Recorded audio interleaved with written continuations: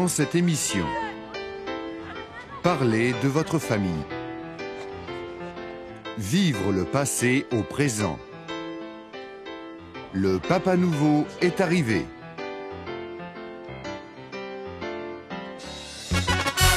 Info.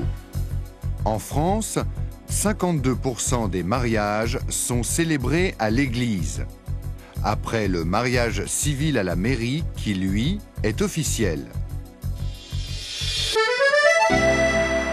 Savoir dire. Parler de ses parents. Je suis la sœur du marié. Je suis la sœur du marié. Je suis l'oncle. Je suis l'oncle. Une tante. Une tante.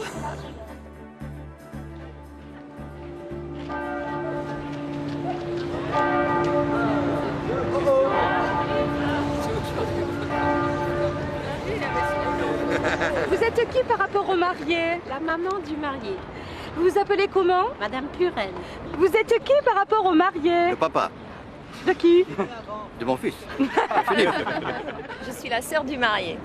Vous vous appelez comment? Véronique. Je suis l'oncle De qui? de Philippe, du marié. Vous vous appelez comment? Robert. Vous êtes qui par rapport au marié? Une tante. Vous vous appelez comment? Yvonne. Alors par rapport au marié, je suis le mari d'une petite cousine. De qui? Philippe. Vous êtes qui par rapport au marié? Une amie de la mariée. Vous vous appelez comment? Nathalie. Vous êtes vous-même marié? Non. Vous avez des enfants? Non plus. Info. La France est le pays où on se marie le moins en Europe. 30% des enfants sont nés hors mariage. Savoir dire. Parler de votre statut familial. Je suis marié. Je suis marié. Je suis célibataire. Je suis célibataire. J'ai 4 enfants. J'ai 4 enfants. Vous vous appelez comment? Joël Ishak. Vous êtes marié vous-même? Oui, bien sûr. Vous avez des enfants? Oui, un garçon. Vous vous appelez comment? Mathieu. Est-ce que vous êtes vous-même marié? Oui, je suis marié. Vous avez des enfants? J'ai 2 filles. Vous vous appelez comment? Maurizio. Est-ce que vous êtes marié? Non, je suis célibataire. Est-ce que vous êtes vous-même marié? Je me suis mariée au mois de juillet l'an dernier. Vous avez des enfants? Pas encore. Est-ce que vous êtes marié? Je suis marié. Est-ce que vous avez des enfants? J'ai 4 enfants. Alors 2 comment- grands. Une grande s'appelle Christelle. Le second s'appelle Olivier. Ensuite 2 plus petits. Eric. Et la dernière s'appelle Stéphanie. Rencontre. Vivre le passé au présent.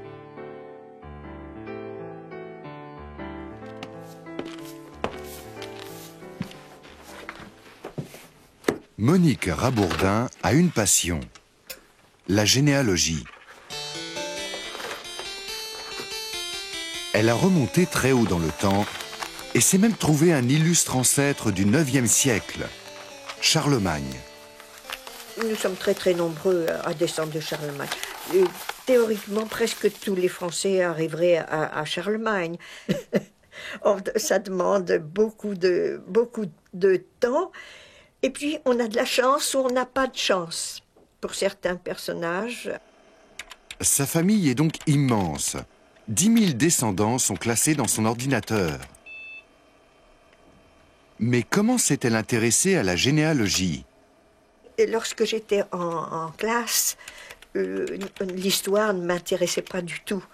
Mais j'ai trouvé que d'apprendre avec les petits faits nous apprenait beaucoup de choses.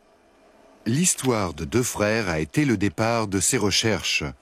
Charles et son frère Charles Liffard Rabourdin ont été guillotinés pendant la Terreur, suite à la Révolution.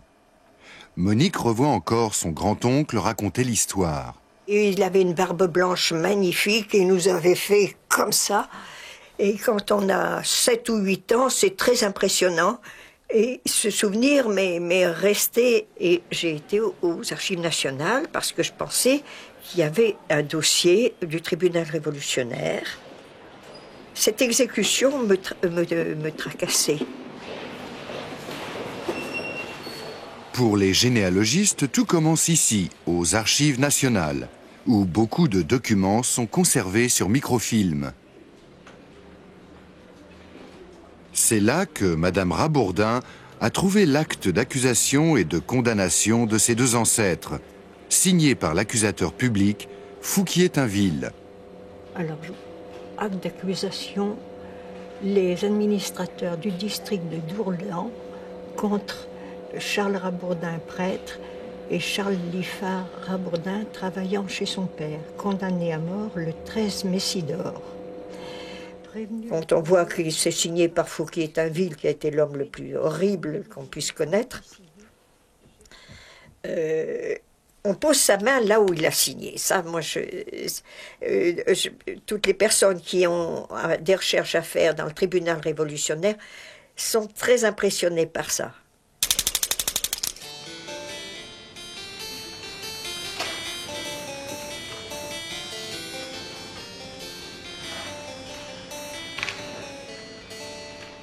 On aime la généalogie parce que ça vous fait oublier tous les problèmes, les soucis qu'on peut avoir dans la vie actuelle.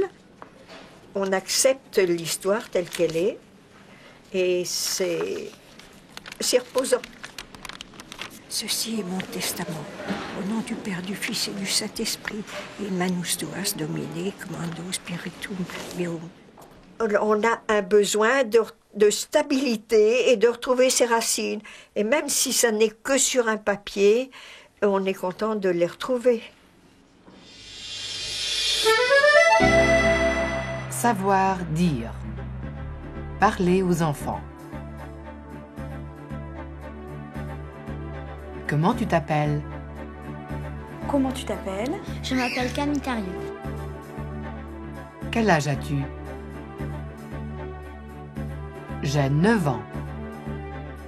Quel âge as-tu? J'ai 9 ans.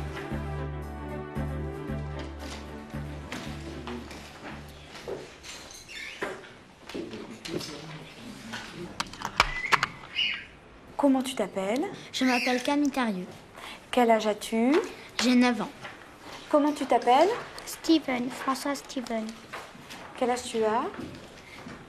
10 ans et demi. Comment tu t'appelles? Gaël Lino. Tu as quel âge? 9 ans. Comment tu t'appelles? Je m'appelle Grégoire Maillard-Salin. Quel âge tu as? J'ai 9 ans. 10 ans. Mon frère. Mon père. Ma mère. Là, il y a mon frère Yvan. Là, mon père Guy. Moi, ma mère Isabelle et mes 2 poissons rouges. Alors, ici, c'est mon papa. Il s'appelle Hugues. Ici, c'est ma maman. Elle s'appelle Sylvie. Ici, c'est ma petite sœur. Elle s'appelle Clarisse. Ici, enfin, c'est plus grande, Audrey. Et ici, c'est moi.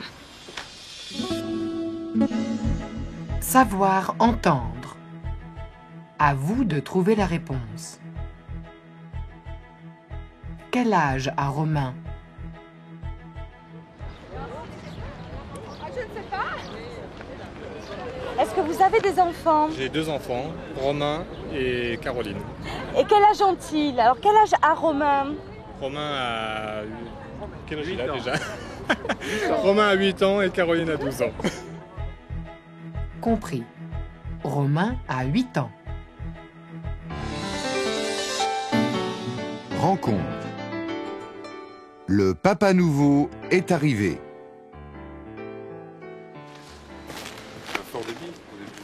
Les pères, on le sait, ont changé. à tel point qu'ils ont droit eux aussi à une double page de reportage. Pour le magazine Family, paru il y a 15 mois, les pères et les hommes sont une stratégie commerciale, car ils font partie intégrante des changements de la famille traditionnelle. C'est une période un peu quand même d'interrogation, de crise, de doute. Donc le père est plus l'autorité qui transmet réellement un savoir. Ce rôle viril est un tout petit peu sur les femmes aussi, puisqu'elles ont aussi des responsabilités plus grandes. Et donc le côté affectif est un peu aussi récupéré par le papa. La page spéciale papa se veut le reflet de ces changements en s'appuyant sur le témoignage. Exemple d'implication forte d'un père, Rodolphe, qui a pris 1 an de congé parental. Qu'est-ce qu'il a fait? Rodolphe, pour la naissance de Théo, s'est arrêté de travailler pendant 1 an, en ayant l'assurance de retrouver son emploi. Ça, c'est une éponge. Ça, c'est des cotons-tiges. Cette décision d'arrêter de travailler n'a surpris ni la famille ni les amis, mais quelquefois la société. Et oui, elle fait dodo. À la pharmacie, j'avais demandé certains produits de pharmacie et la pharmacienne avait dit donc vous donnerez, vous dites à votre femme qu'il faudra lui donner le matin tant de gouttes et tant de cuillères et vous direz à votre femme. Donc moi je passais complètement à côté, quoi. C'était, elle reconnaissait pas que je pouvais être, que c'était moi qui lui donnais ses médicaments, que c'était moi qui s'occupais de lui, quoi. Qu'est-ce qu'il y a? Pour Rodolphe, l'année du congé parental a été une année de découverte où il a fallu surtout s'organiser. Tiens, t'as cassé un lacet, on dirait. Non? Si mes souvenirs sont bons, j'avais calculé qu'il me restait 2 heures dans une journée, 2 heures où j'étais libre. Donc, c'était, je crois, la seule chose qui a été un peu déroutante. Être papa à plein temps a permis à Rodolphe de devenir un nouveau père à sa façon. Il y a plein de petits canards. Tout petits canards, des bébés canards. Des canetons. Tu vois? Tu les vois? Oui. Souvent, des gens n'ont pas compris que le père pouvait s'occuper d'un enfant. Quand les parents voyaient que je m'occupais de lui, je le faisais marcher, que quand il pleurait, je m'en occupais, ils étaient assez surpris. Moi, ça me faisait plaisir. J'avais envie de donner une autre image du père. Et puis, en fin de compte, je voulais pas rater ses premiers pas dans la vie, quoi.